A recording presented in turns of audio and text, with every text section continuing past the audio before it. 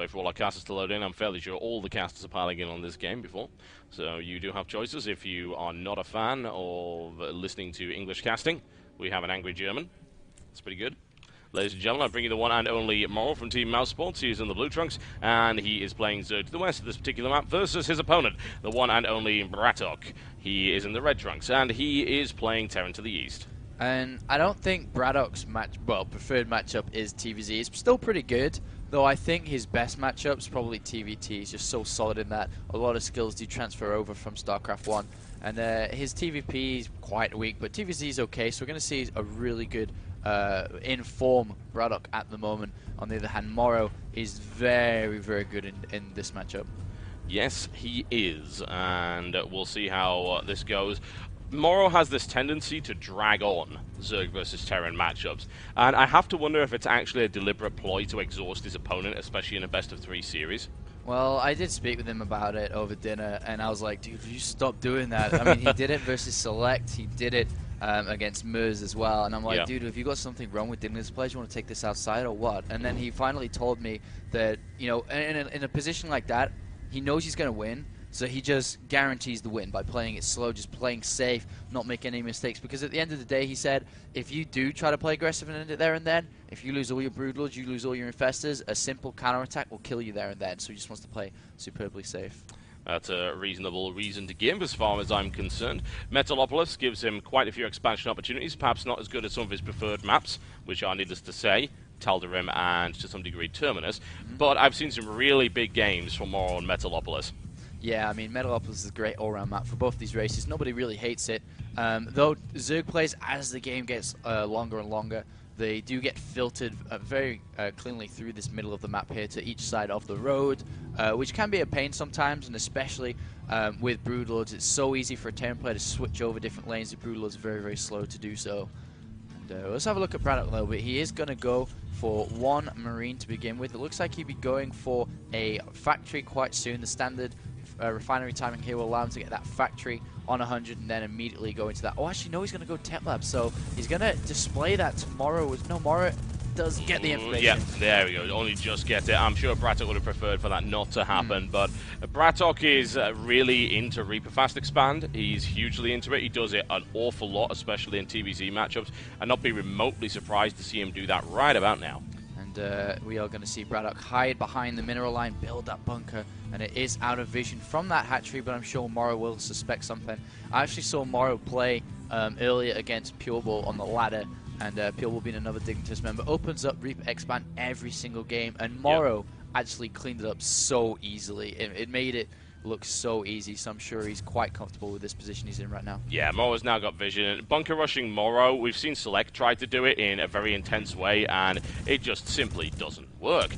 Now, the question is, with the addition of the Reaper, is that going to make things a little bit messier? Because he does now have one unit in there, and of course, got an SCV at the back to defend it. Now, if you add the Reaper into the mix, what you've got is a very, very potent weapon to use against light units, because Reapers hit like trucks against Zerglings and drones. The problem is they're usually really, really squishy. And look at this, the Reaper's actually expecting, well, Morrow's expecting the Reaper to go in from the natural, but it's going to go in from the main here, and going to get some drone kills and then pop down into that bunker. But no, it is going to be salvaged, and the Reaper are currently at 0 kills. Nice micro for Morrow, does lose one though, but is going to lose that Reaper also. And like I said, you know, it's very easy. Morrow's very, very comfortable in dealing with these circumstances. Oh yeah, you can't do this to Morrow. It's just not possible. We've seen Select try it, and Select's one of the best at it. So really, really well shut down there as far as I'm concerned. And no damage done. An excellent display of defensive skill. And now BratOK looking to go into what is extremely popular in the current metagame, which will be a Blue Flame Hellion play.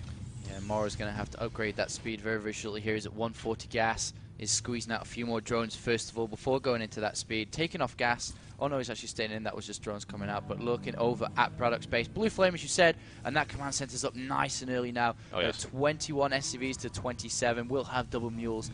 And we'll put a bit of pressure on with these Blue Flame behind. So I'm not sure if Morrow has scouted it yet. And no, he hasn't, though. He's going to poke up now with this Zergling. See that. The thing is, though, he doesn't know what that is. He doesn't know. He didn't see a Hellion on the front door. That could very well be siege mode, but Morrow's a smart player and is going to understand that it's most likely the probability of this is going to be Blue Flame. But look at that, a starport as well.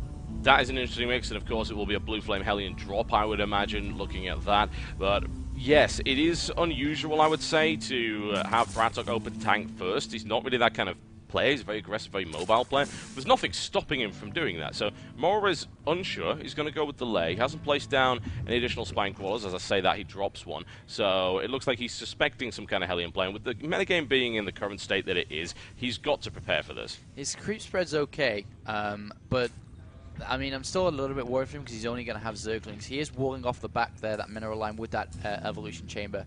And he doesn't have control of that right Xelnoga tower. BratOK opens that up, but one Zergling does poke in, see all the Hellions, see these few Marines here, so he's going to know that this is coming now. Interesting stuff, and well played once again by Morrow. The answer to that is going to be Evolution Chamber, Baneling Nest, and a lot of Zerglings on the way. So let's see how effective this drop can really be. 4 Blue Flame Hellions does a significant amount of damage, and it looks like he's actually... Will he escort it? Because that would be interesting. Or is he going to actually just drop the Marines? That's intriguing. One way or the other, BratOK's on his way. This will be scouted, and we're waiting for Morrow's preparation. And a lot of Lings are out now. And if they do walk in, they will get picked up easy, but the Medivac is on its way now. This is a danger zone where that Overlord is at the right-hand side of Morrow's base. There is no creep there, which means each Blue Flame Hound is going to have easy time getting in there unscouted. Well, not unscouted, but unprevented. Unscathed, yeah, unscathed, absolutely. Yes. BratOK is moving forward, and there's a real possibility of some very, very cool elevation play here. And he's going to drop those up there. He's got a couple of Marines to back them up as well, so this is a bit more difficult to attack. More Marines moving in, perhaps to attack from that direction. And those spine crawlers aren't up yet, and I believe he might have even seen the Banelings there. No, he didn't. Whatever the case, he's now putting on a little bit of pressure right here. He can slide down into the natural very easily. The question is, how much damage can he do? Banelings moving in, and this isn't actually all that good for BratOK at all. The Banelings detonate very nicely there, and I think Morrow's just got this shut down incredibly easily. Wow, that is absolutely exceptional defense. And 4 Blue Flame Hellions, some Medivac, and 5-6 Marines do absolutely nothing. I'm looking at the units lost. He did lose 8, but including the Reaper killed 2, so in reality it's only about 6. It's not a good investment. And then immediately builds 15 drones. We're now at 55 drones. You can take a 3rd base immediately. He's now at the Spire. He's got +1 going. He's got a macro hatch as well. Morrow just opening up his body now and just really, really playing for it. Yeah, ridiculous amount of creep spread, as always, for Morrow. He's going to gain massive control on this map. And this is where BratOK is going to start getting really careful. And BratOK's actually being highly defensive. A lot of missile turrets being thrown down in order to deal with the mutas that he believes are coming. And they are, but not in as large a number as perhaps he believes. Melee attack going up as well. Centrifugal hooks, so looking for that big Baneling bust at the front. And BratOK also deploying siege tech as well. So this is the most defensive I've seen BratOK in a very long time.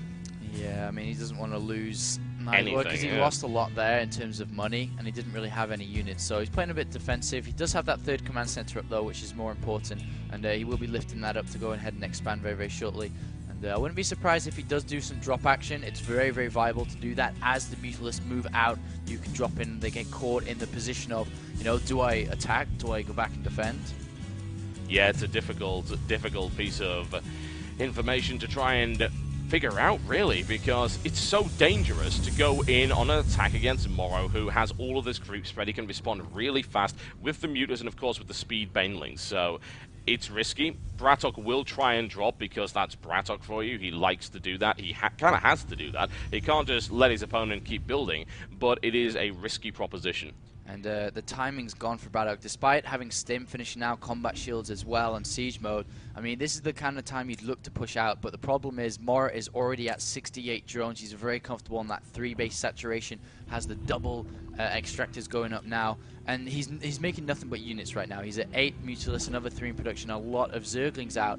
And so basically the option that BratOK has to go and run into, he'd literally run into a wall. So he's going to have to play a little bit more passive and get a 3rd base up and then try to advance from there. He's going to take the gold as well, which is interesting, and of course a good idea, assuming that you can hold it. It is vulnerable to various forms of harassment, but BratOK is rolling out to make sure that will be denied. No scouting information has been gained by Morrow as of yet, but the creep spread is at a fairly absurd level right now. Yeah, indeed, and notice how Morrow is not being offensive with these Mutalisks. He's playing a little bit more defensive, waiting for drops to come in to clean them up very, very easily. And this isn't, you know, a discussion I've had with him before, is do you play aggressive or defensive with Museless? And he says, well, I can do both quite easily. Sometimes I feel that playing defensive Museless is actually better than offensive. Yeah, I can't really blame anyone for going that, to be honest, because considering that BratOK went ridiculously into defense in terms of shooting down mutas, he's got a lot of Marines on the field, he's got a huge amount of missile turrets, you can hardly blame this kind of approach from Morrow. In the meantime, we've got this engagement right here on the flank. It's going to run right into a large selection of siege tanks. The problem is there aren't enough, and Morrow's now going to crash through that, and probably, if he takes this gold base, that's going to be absolutely huge. Look at that Marine spread. That is really awesome. good. Really nice play from BratOK, but he doesn't have the units despite the micro being absolutely insane. He just doesn't have it. The gold base is under threat. The turrets are going to go down. Morrow. GG.